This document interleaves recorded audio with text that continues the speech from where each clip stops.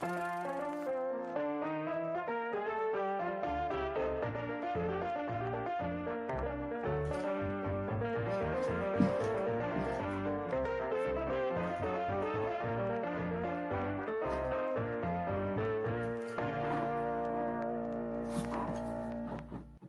and welcome to Bad Boy Cinema.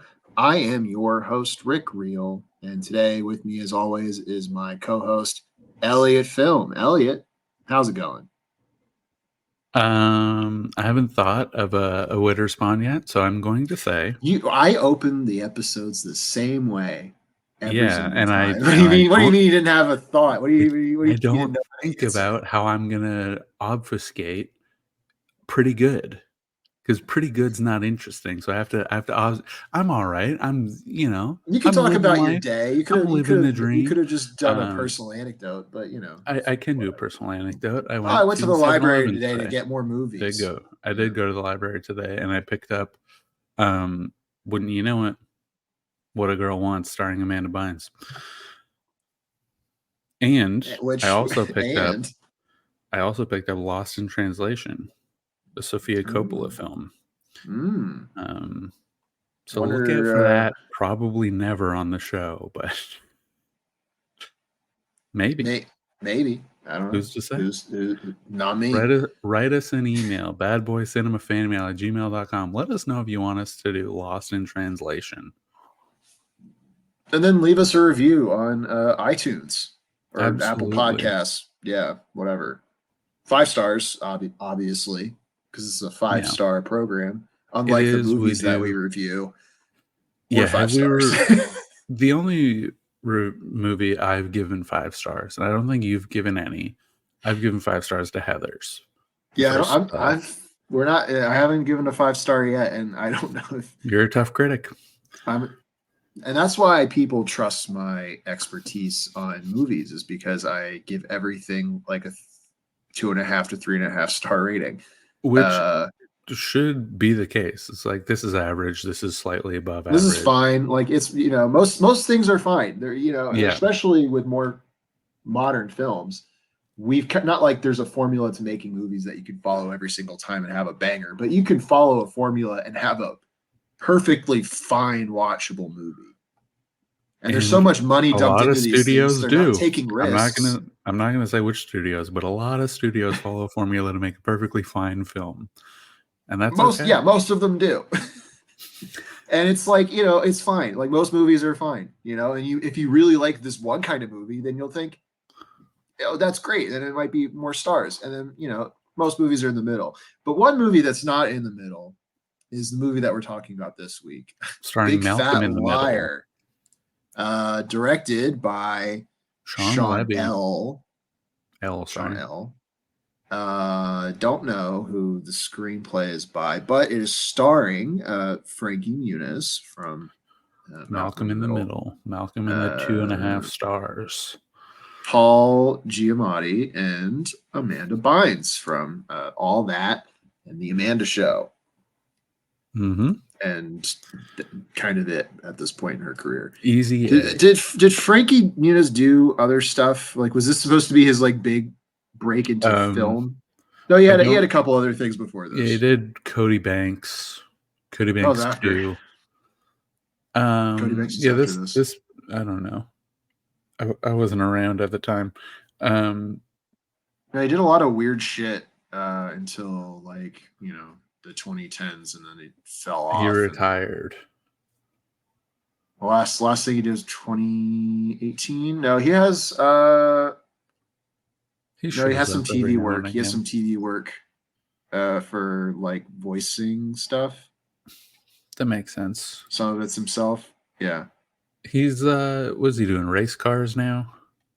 He's a race car guy. He is doing race car. Yeah, I think he just does race cars and hangs out. I mean, good for him. He just made his money. Yeah. And was like, I'm good.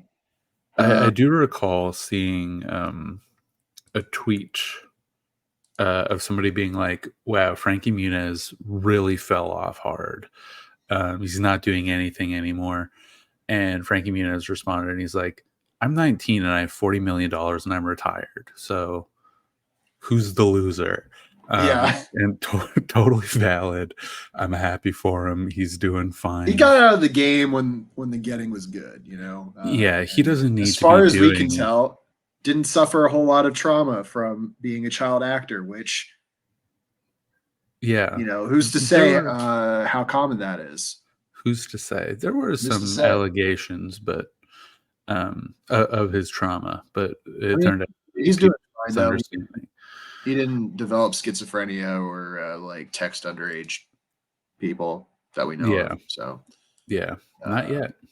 Well, He's still got I time. think at this point he's probably good. You know? Yeah, he's fairly well adjusted as far as a public persona. He's doing race cars. But Big Fat Liar, what a picture! What a bad picture. Seeing this movie, you know, I would give it maybe a 1.5 star. Yeah, I'm not even gonna bother putting this on my letterbox because that would imply that it was worth my time, and it really wasn't. But I remember surprisingly a large amount of this movie. Like it's a very brisk viewing. Like hour and a half, and I'd seen this 88 minutes, not even an hour and a half, and I had seen it allegedly in. I mean, maybe in cryogenics, but you know, hypothetically, when I was a child, of course. And a lot of the scenes, you know, were very familiar, even though I'd only seen it exactly one time before this. I was like really picking up everything. Stays with you. It does stay with you. Not like, and not even like any of the scenes were particularly funny or good or bad. It's just everything was there, and you remember it. I guess it's hard not to remember Paul Giamatti being blue. Yeah, even I remember that, and I've never seen this movie before. And I remember watching the trailers, and like I think the expectation, at least for me going into it, did anger management exist before Big Fat Liar or after Big Fat Liar? This feels like anger management for kids. I felt like this was Once Upon a Time in Hollywood for kids. Well, with the amount of film references in this movie, and also the fact that everything is like written for 10-year-olds, it was very confusing as to who the movie is really for, right? Because it's like all these references to, you know, jokes, like the jokes that about movies that like clearly only an adult. Yeah, they're like referencing Indiana Jones and E.T. and like 10-year-olds don't watch those movies. Yeah, the Urkel was an interesting choice. Jaleel White killed it in this film. Jaleel. He might be actually the best part of the movie. I think in the pre-show I said that Paul Giamatti was the best, and I think I disagree with myself from 15 minutes ago. It's definitely Jaleel White. One of the best instances of an actor playing themselves in a movie. Yeah, I think maybe ever. Yeah, I mean, who's he up against? Al Pacino and Jack and Jill. Oh, that's tough. We should do Jack and Jill on the show. Yeah, we're gonna do a Sandler month. I don't know, pick a month. August. Yeah, August. Okay, August, Sandler month. Check it out. Yeah, yeah, because you don't want to put another month too close to JC month. Yeah, bless up, but I think August is fine. There's some Uncut Gems in there. That's a good movie. Yeah, we'll do like Uncut Gems, Jack and Jill, Mr. Deeds, and I don't know. Click. Okay, sounds good. So we can compare Click to Bedazzled. Yeah, the kind of which we already did, but we can do it again, but from the other perspective because they're really the same movie. Anyway, but back to Big Fat Liar. The gist of the film is that Frankie Muniz's character, I believe Jason is his name, is a compulsive liar, and everybody doesn't trust him because he just lies about everything, almost for no. I mean, that's what a compulsive liar is. They lie for no reason. He lies about everything. Now, this may speak to my level of media literacy. Did you understand that it was The Boy Who Cried Wolf? Like immediately? Yes. Yeah. Okay. I immediately clocked that. Did you not? I did not. I did not consider it at all. And the No, the this is villain this the is the villain boy is who cried named wolf. Wolf, and the kid is lying all the time, and nobody believes him. And I was like, what an interesting original plot line. And Really? then at the end, yeah. And then at the end of the movie, I was like, wait a minute, this guy's name was Wolf. You're like a tip of the hat to the writer, whoever that might be. And Yeah. well, anyway, so he in school is punished for like lying and not doing his schoolwork, which is, and he has to like write a story so that he doesn't go to summer school or whatever, and then runs into Paul Giamatti, the film producer, who is just for whatever reason driving his limousine through a suburb. Yeah, he's wasn't in Like, so he didn't live in LA, right? Because he has to get tickets. Yeah, he lives in Michigan. It is very unclear why Paul Giamatti was. It's like Ari Aster just like being in a Lincoln Town car. Like I think they could have just had it set in like a California suburb, but then I think it's not as appealing as like a fantasy for a 10-year-old to like live it up in Hollywood, you know? It doesn't make any sense, but you know, I don't think anyone was supposed to really. Yeah, you're not supposed to look too deeply at the screenplay. Honestly. I mean, I don't believe that, you know, Marty Wolf was shooting on location for whatever the chicken movie was in. Yeah. I don't know. In Michigan. Yeah. In Greenbury, Michigan. Greenbury. Yeah. We have the Wikipedia article. But anyway, my first big beef with the movie is that when he's telling the lie about not doing his homework or paper or whatever, he kind of spins a yarn. You know, he's really telling a story when the paper itself is just telling a story. Like, he's just so lazy, which I mean, I guess is a common trope, right? He's so lazy that he like does more work than just doing the thing he was supposed to do, so he doesn't have to do the thing he's supposed to do. Yeah. I mean, we're all victims of that in some capacity. Right. But then, like, you know, Sandra Oh is like, or just like write a story and then turn it in like 6 hours, which doesn't make any sense, but whatever. And then there's no pushback. He just immediately goes, oh, I can just write a story. Yeah. Like I've been doing when I tell lies. And it's like, you didn't consider that? I will say in his defense of that, I didn't realize you were like allowed to have fun in school for a while. Yeah. When I was in school, it was like write a 5-paragraph essay, and it's just all like regurgitating information that you have to get from books. Because remember, I grew up in the 1920s. And then like one day I realized you could be making jokes, you could be being creative. That's allowed. But they don't tell you that outright. They're just like, do exactly 5 paragraphs of 3 sentences each. Yeah, but like also if the assignment is to write a story, like, yeah, you know, like I get what you're saying, like because you can have fun with an essay if you know how to spin the topic in your favor, right? But when it's just a creative writing assignment, like I think the implication is surely there that you write something creative because it's creative, right? Again, it blew my mind that this kid who's like telling stories is like, oh, I could just do that as the school assignment instead of just like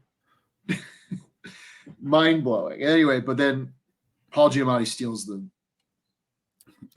the story, and it's ironic. And then which gets into like a weird, like, you know, then he's like, oh, I lost the story because Marty Wolf, the producer, stole it. They're like, well, that's clearly you're lying. And fair. I don't want to fault the adults for not believing him because that's like the point of the narrative structure of The Boy Who Cries Wolf, which I clocked immediately, just to reiterate. And They don't have him cry wolf before that. he goes, There's no wolf. yeah. You know, He he does doesn't do any of literally that. cry wolf. But he you know, he's not like getting called out for lying. They believe him every time until they don't, and then immediately he's crying wolf. You know, it's not Yeah. beat for beat the original Fable, which is why I didn't clock it. And also, I'm a little bit stupid. And then he's like, "Oh, I'm gonna just go to L.A. and make Paul Giamatti tell the truth," Yeah, I which is think a stupid plan. But he's 14, so it is sure. stupid. I think that based on the fact that like immediately he starts making commercials and trailers for Big Fat Liar, um, if he Well, I just think it told him was like like this was there's a the time story, skip. I think of to an I don't extent. think that. Well, I think he did go to summer school, and they Like just like it, cut that like whole I think part like out. a month or two passed, basically. But if he told him like, I wrote this story, it's called Big Fat Liar. This is what happens, and then they start doing trailers. He's like, yeah, I wrote that. Remember, I Yeah, that's and then exactly, he and like it's produced by Marty Wolf. Google it, look it up on and Wikipedia. and then later he still needs funding to like shoot the movie, even though he has trailers. Like I'm like, that's not. I don't think that's how. I don't Yeah, know a lot about movies, but I don't think that's how that works. I think they usually have a finished product. They cut that into a trailer, yeah, and then they ship it to the theaters because it's coming soon, not coming maybe never. I maybe don't in know. 2 years.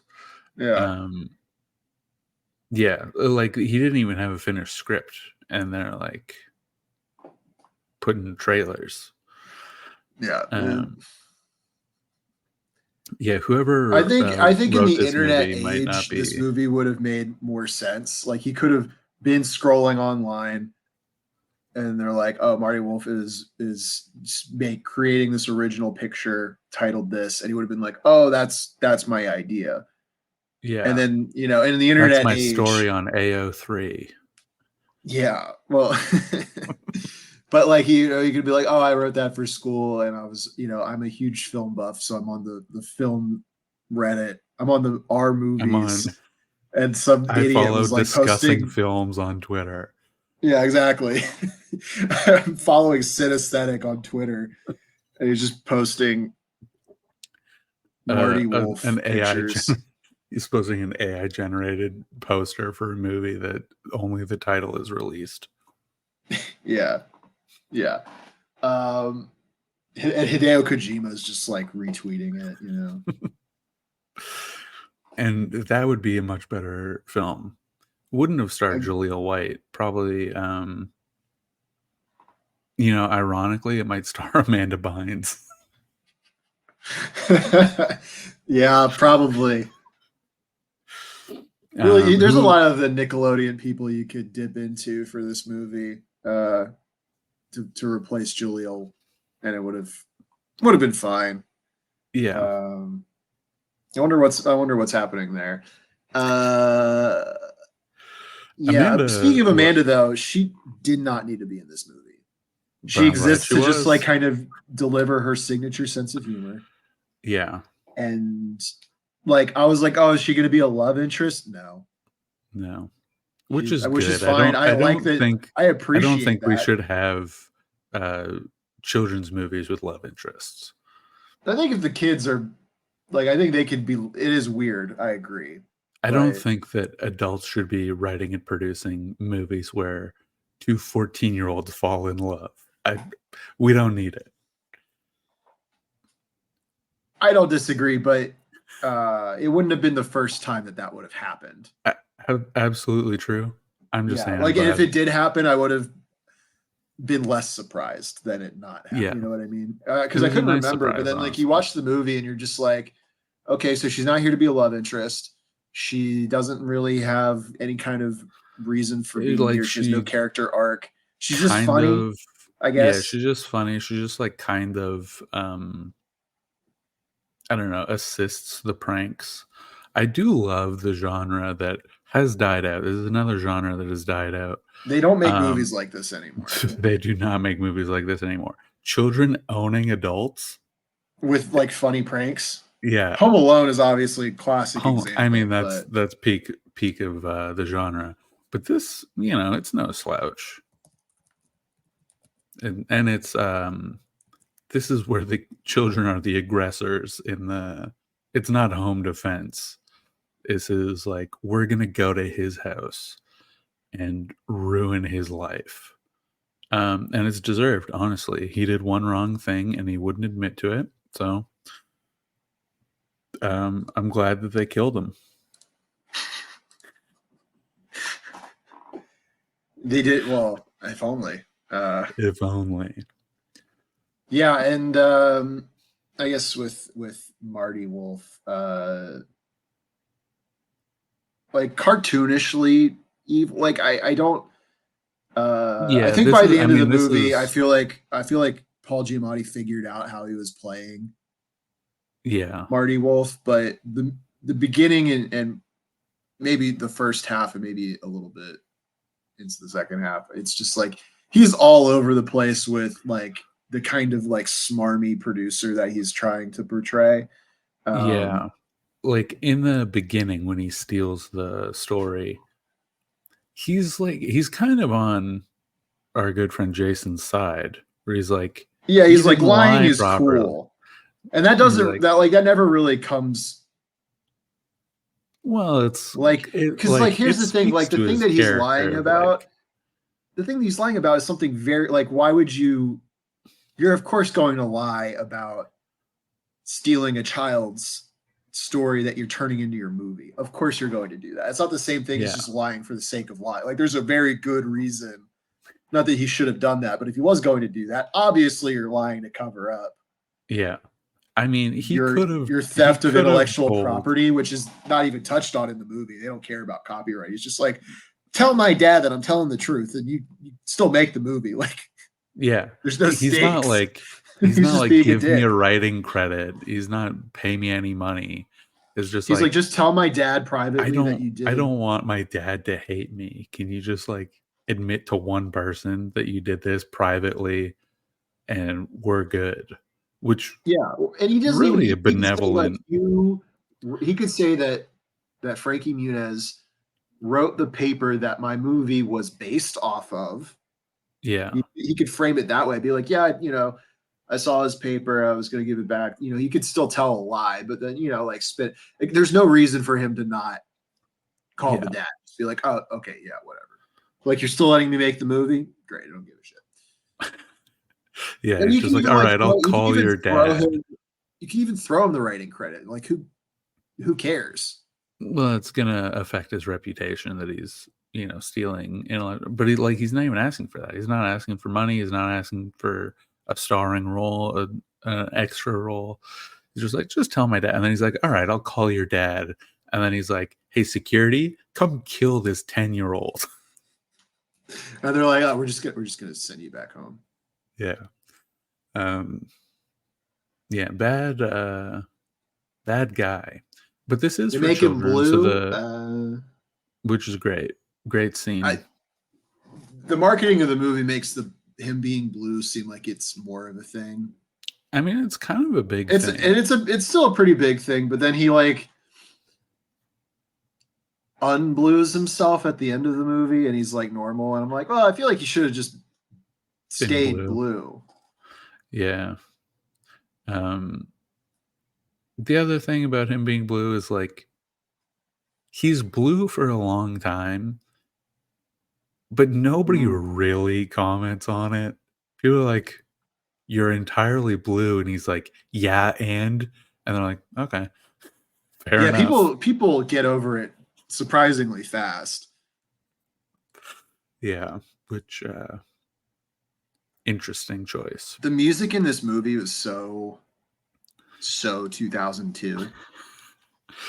And that's fine. But it was I was like, geez. And like the sequence that really pissed me off was when they're at where were they sleeping? Like not like a some arcade store. or something. Yeah. I think Yeah, they it's had like a access prop. to like a I prop think it's department, prop department or something. but they're sleeping there somehow, and they're like, oh, let's do like a shopping spree thing, but we're just like playing around with the props, and it's just Yeah. really like I liked during that, didn't need to be there. didn't need to be there at all. That was really like padding the runtime, which is again less than an hour and a half.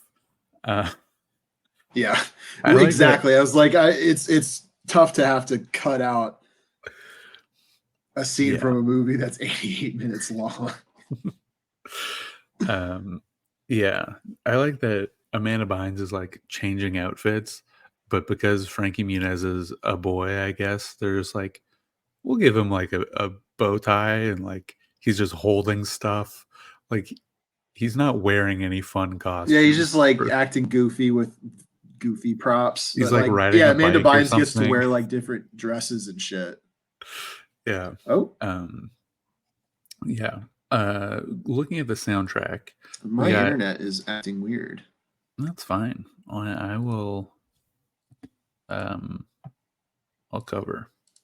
I don't know. I'll vamp. Does this help?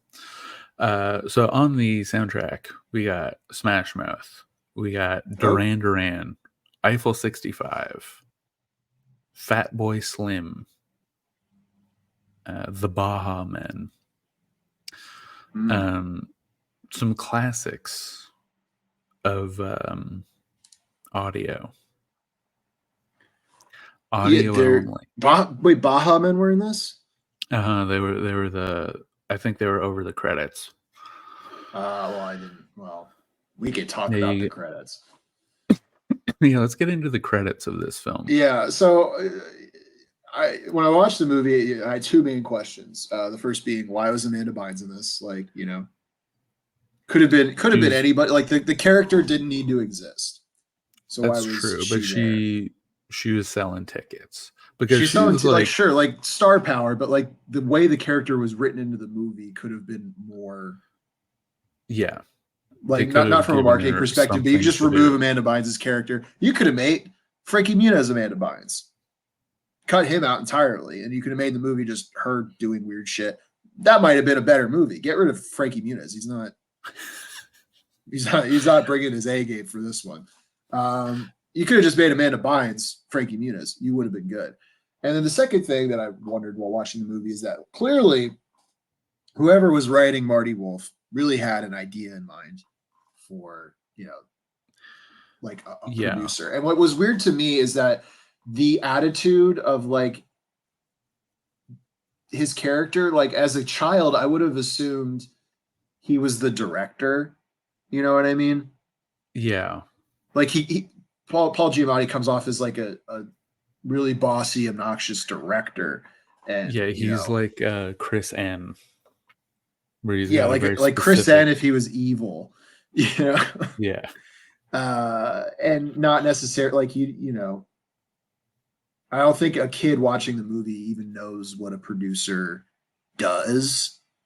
I'm not even And sure so, I really know. right. I mean, because I was sitting here like, so he's just the producer. And I just thought that was a weird detail. So I'm like, clearly whoever wrote this was thinking about a specific producer when they were right. Like, I was really like, who was this about? This is so weird.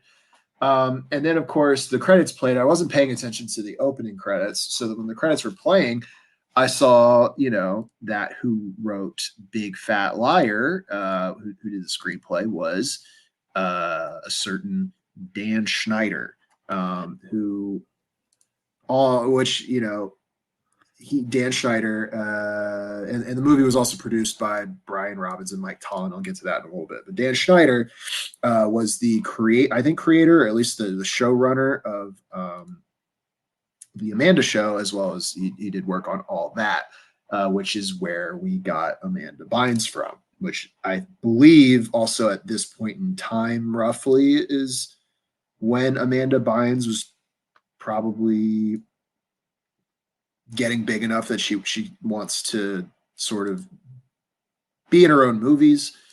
And I Yeah. think, Dan Schneider wanted to move out of children's television. So I think I think he was like, we're putting Amanda Bynes in this movie, like I think Yeah, he wrote her he's apart pushing. for this movie so that Amanda Bynes could be in it. Cause I don't, and maybe they're like, well, we need a male lead. So then they made Yeah. Frankie Muniz the male lead. Cause it feels like Movie is maybe for boys first. Yeah, she was like 16 is my math. Yeah, I did the math as well. And Frankie Muniz is older than her in this movie, which crazy, Yeah. Yeah, he is crazy to a me. He looks like pipsqueak. I think the medical term he's is. 10, and she looks like I don't know, I guess 16, but she Yeah, looks I thought significantly older than him.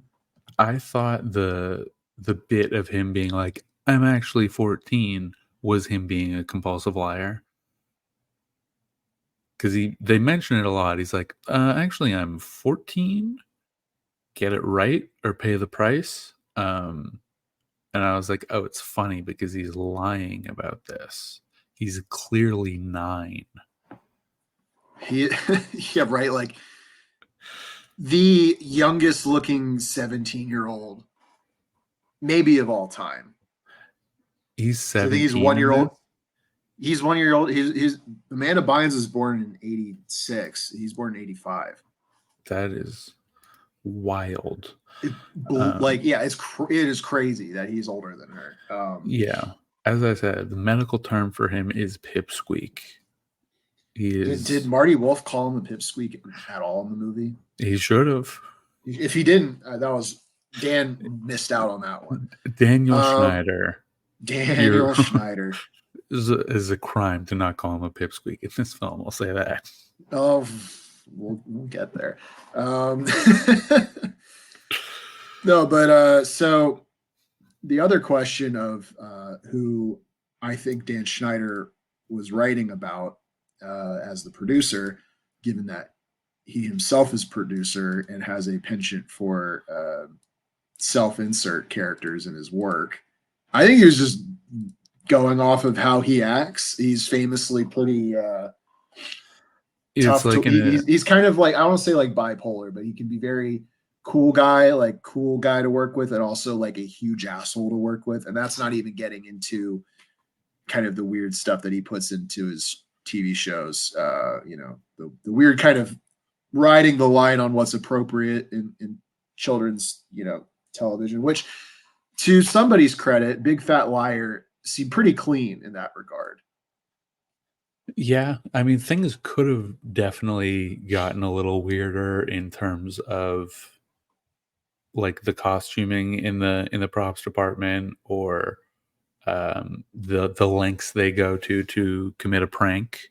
Could have definitely, like what I've seen from iCarly and Victorious and other sorts of shows. Like as far as a Dan Schneider joint is concerned, very they definitely could have been him. like, Amanda Bynes, let's make Marty Wolf eat your toenails, and then there's like a toenail cutting scene. Like that's definitely something that could have happened, and it didn't. And that absolutely would fit right in this film, and they didn't do it. So and credit where before it's due, and maybe this is director Sean Levy, because I just want to point out that Brian Robbins and Mike Tollin have been involved with a lot of other Dan Schneider works and productions, and so it wasn't the producers on this who would be reeling him in. It's maybe although also to director. Somebody's credit, I guess the weirdness being put into the shows doesn't really happen until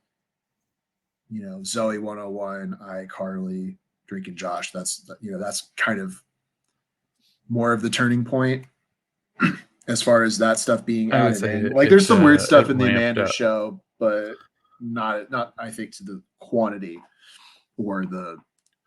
And I can't speak to those because severity. I was incredibly this when they came out. Right. I've done a lot of research because when I saw his name as who wrote it, I was like, oh my God, it's all coming together, Yeah.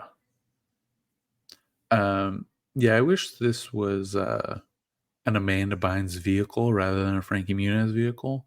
again, Frankie Muniz did not need to be in this at all, and it would have probably been a better movie because then I wouldn't be asking, "Gee, why is Amanda Bynes here?" I would have been like, "Oh yeah, there's just one character." Yeah. And like you could It even was, play her being like kind of weird and just talking to herself, and it would have been yeah, fine. like Not doing to foreshadow her, yeah, future, just but it would have been doing fine. like anime voiceovers of like, It could have oh been like no, Lizzie he McGuire, wants where me. she has that little cartoon Yeah. that she interacts with. They could have done that with Amanda. Yeah, Amanda is also famously known for portraying multiple characters in the same show. She could have done She could have done a like a Prestige. Tom Hardy. What's Legend? Is that the movie where he plays twin brothers? Is the boxing one? I don't know. I've No, never that's seen it. Warrior. She could have done The Parent Trap. She She could. could We have could have Parent had Trap. Parent Trap, Big Fat Liar with Amanda Bynes would have been, because she could. There could have been a lying twin and a truthful twin, Yeah, and maybe they kind of meet in the middle. The truthful one goes, "Yeah, sometimes you gotta bend the rules a little bit," and the lying one, learns the value of telling the truth, and that way there's a reason for both of them to be there. And then you can have Amanda Bynes bouncing off herself. You could have literally just done Amanda Show sketches like as the comedy bits in the movie instead of this whatever dumb bullshit. You could have had this stupid shopping spree in the props department. That would have been cooler because it would have been Frankie Muniz just having like a sombrero and being like, "Isn't this silly?" No, it's just a little racist, if you're yeah. implying that that's silly. Like I don't. Speaking of, That's I just rewrote this to be a good movie. you did. We should be producers. Not Dan Hollywood, you Schneider, who have is our not number. anymore. Hollywood, you have our number. On my Letterboxd review, now I said a lot. Normally, follow me on Letterboxd, folks. Normally, I will do one little quippy line. I did 6 for this movie. One of those referencing what we haven't talked about yet. The casual racism is less than you'd expect, and the fat phobia doesn't go unchecked.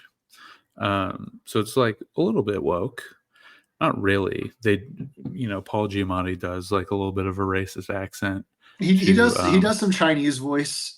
He does Chinese voice at Harold from Harold and Kumar, John Cho, I believe. Wasn't John Cho supposed to be like a John Woo? I think so. Like, yeah.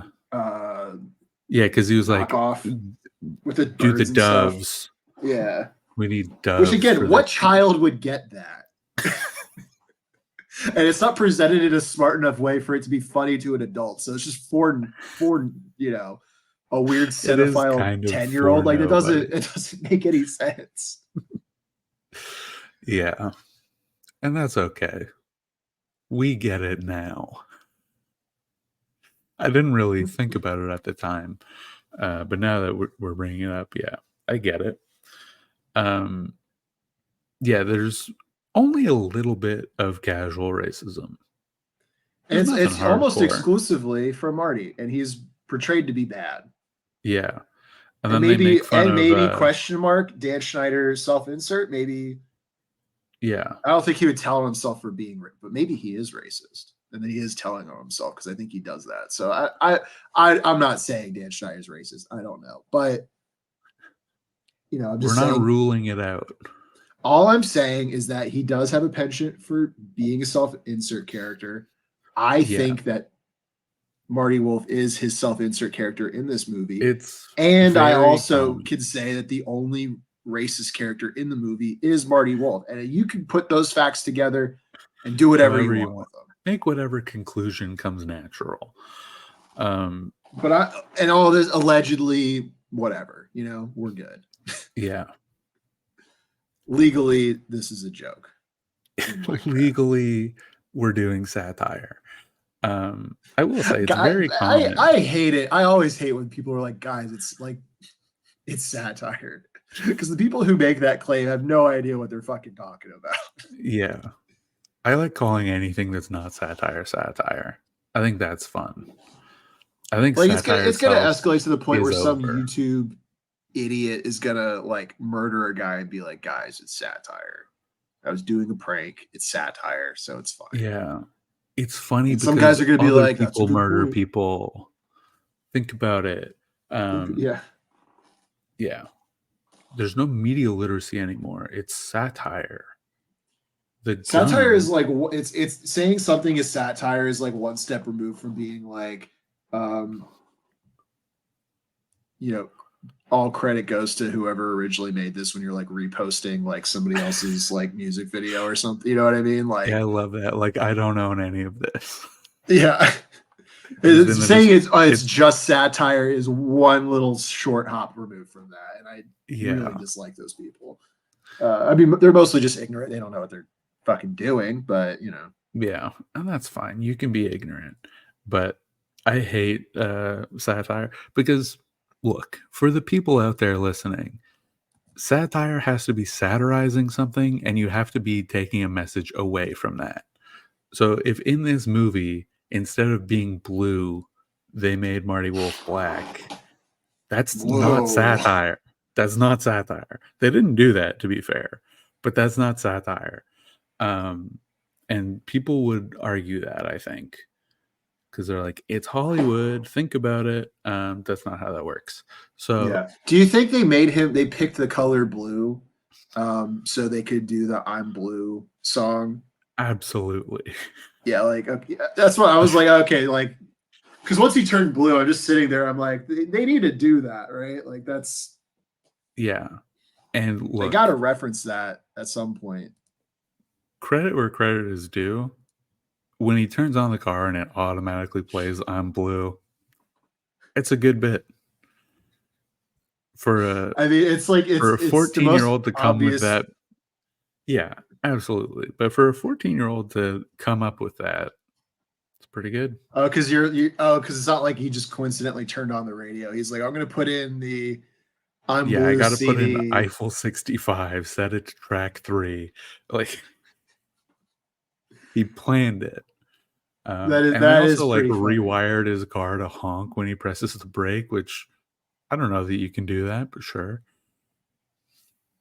And then Amanda Bynes just has the manual be like, "Good luck." Yeah.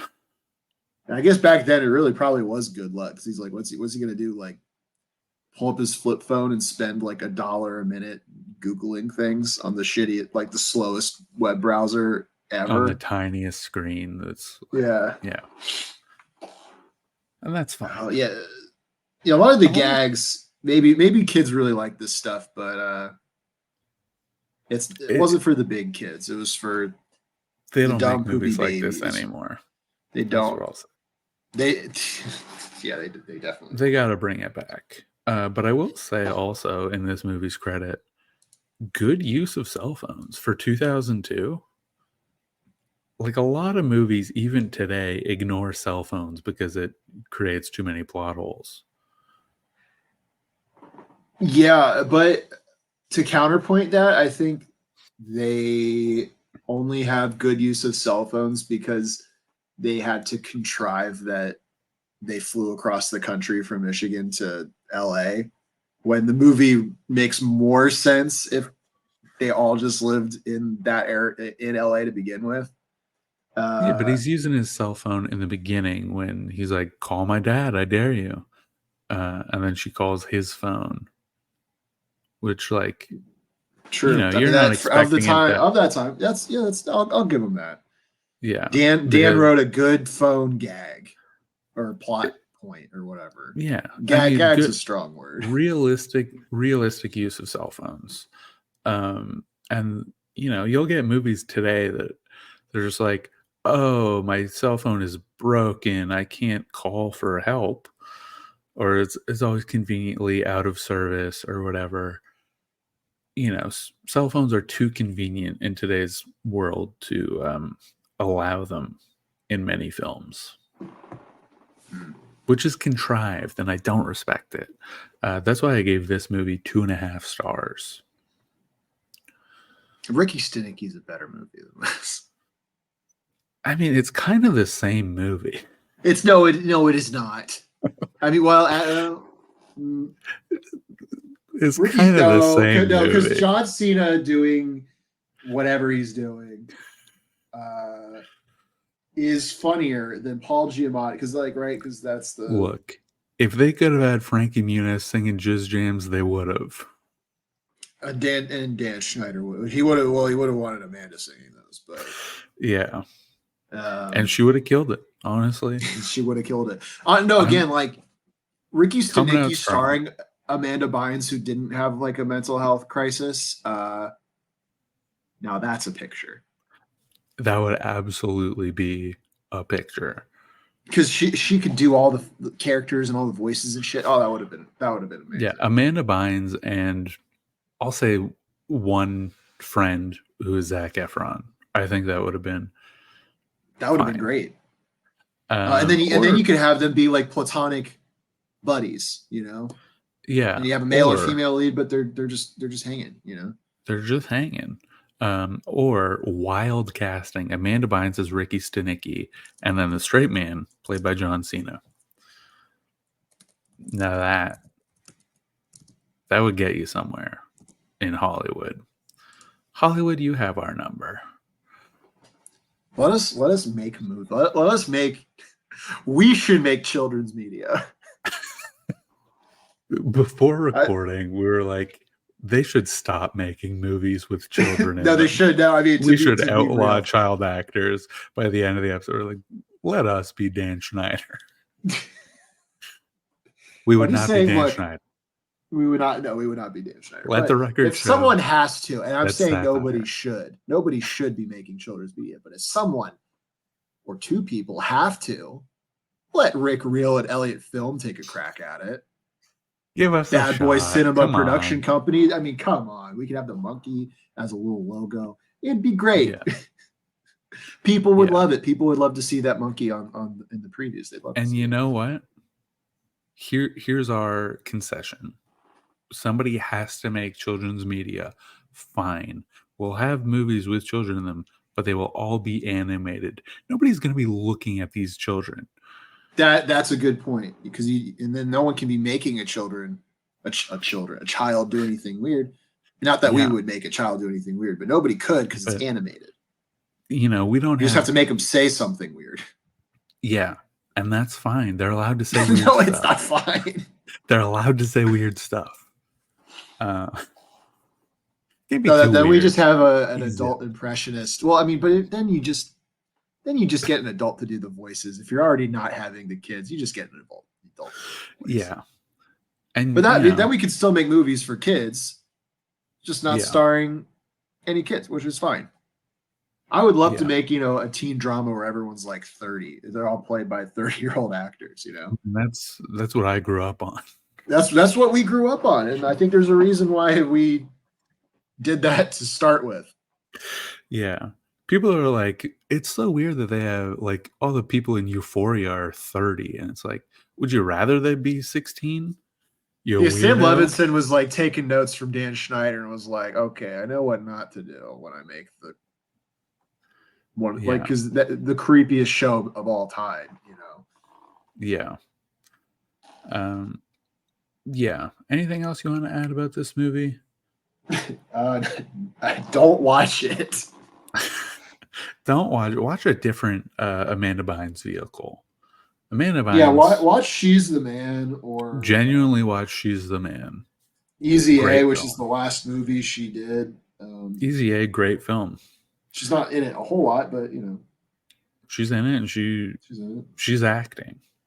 She's a welcome presence in that film.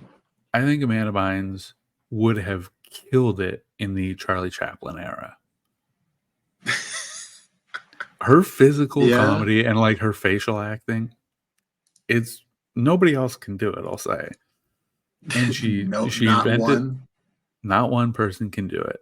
And she invented the Amanda Bynes accent, and people don't really know what I'm talking about when I say that. Yeah, you mentioned that earlier. I don't know what you're talking about still. But watch She's the Man, and you're like, oh, nobody talks like that.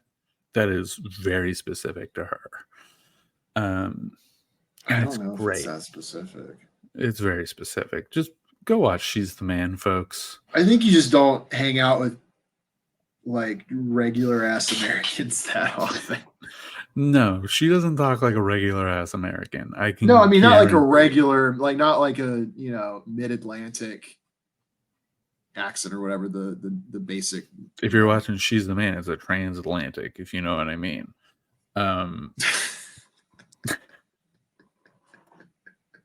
It's watch the movie and you get the joke, okay? I don't think you have to watch the movie to get the joke. It's it's in the title. Yeah. The title gives away the joke. I guess that's true.